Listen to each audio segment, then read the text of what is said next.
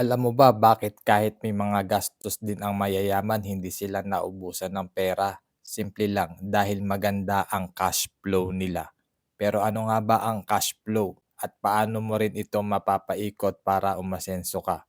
So ang cash flow ay ang daloy ng pera, kung paano pumapasok at lumalabas ang pera sa iyong bulsa. Para sa karamihan, ang cash flow ay isang direksyon lang, palabas. Kumita ng sahod, bayad agad sa utang, bills at luho. Pagdating ng kalagitnaan ng buwan, ubos na. Yan ang tinatawag na negative cash flow. Mas malaki ang lumalabas na pera kaysa pumapasok. Pero ang mayayaman, iba ang sistema. Hindi lang sila kumikita, pinapaikot nila ang pera nila habang tulog sila. May pera pa rin pumapasok sa kanila. Bakit? Kasi marunong silang mag-build ng assets. Isipin mo ito, si Juan, empleyado, kada kinsenas at katapusan may sahod, pero kada 16 at 31 ng petsa, bayad agad sa utang, sa kuryente, sa renta, sa grocery. Wala nang natitira para sa savings o investment. Ito naman si Mark, may maliit na negosyo, kahit may gastos din, may kita siyang tuloy-tuloy. Naglalagay pa siya ng investment sa mutual fund, stock market, pag-ibig MP2, healthcare or life insurance at may paupahan. Kahit di siya magtrabaho ng isang araw, may pumapasok pa ring pera. Yan ang positive cash flow. Hindi mo kailangan maging milyonaryo para magkaroon ng magandang cash flow. Ang kailangan mo ay financial discipline at financial plan. Kung gusto mong maging mayaman, unahin mong ayusin ang daloy ng pera mo. Kasi ang totoong sukatan ng yaman ay hindi kung magkano ang kinikita mo, kundi kung gaano katagal kang mabubuhay kahit wala ka ng trabaho.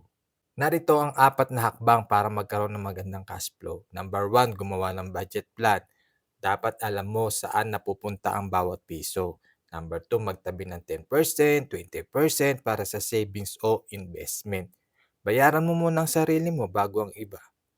Number 3, bawasan ng utang. Ang utang na may interest ay kalaban ng cash flow. Number 4, mag-invest sa assets. Ilagay ang pera sa mga bagay na kumikita. Negosyo, investment, real estate o long-term healthcare na may kasamang life insurance at investment.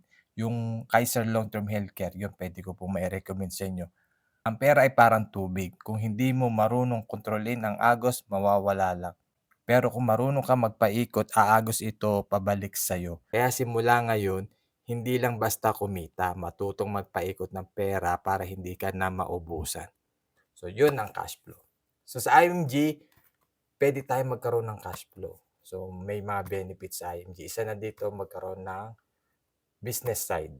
Tapos, mag-build ng strong financial foundation. Ito mula baba, step by step yan, pataas.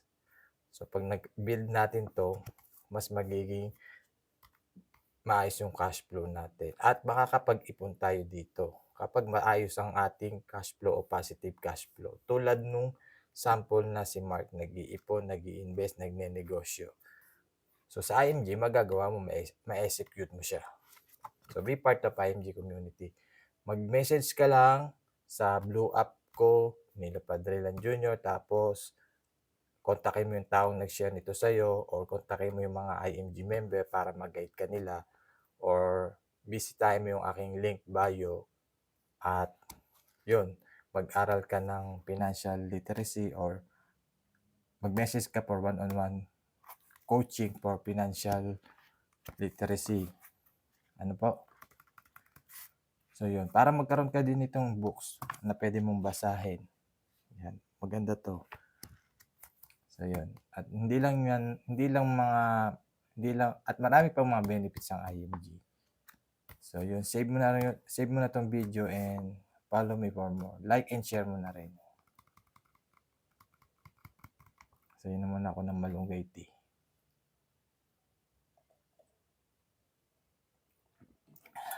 Bye!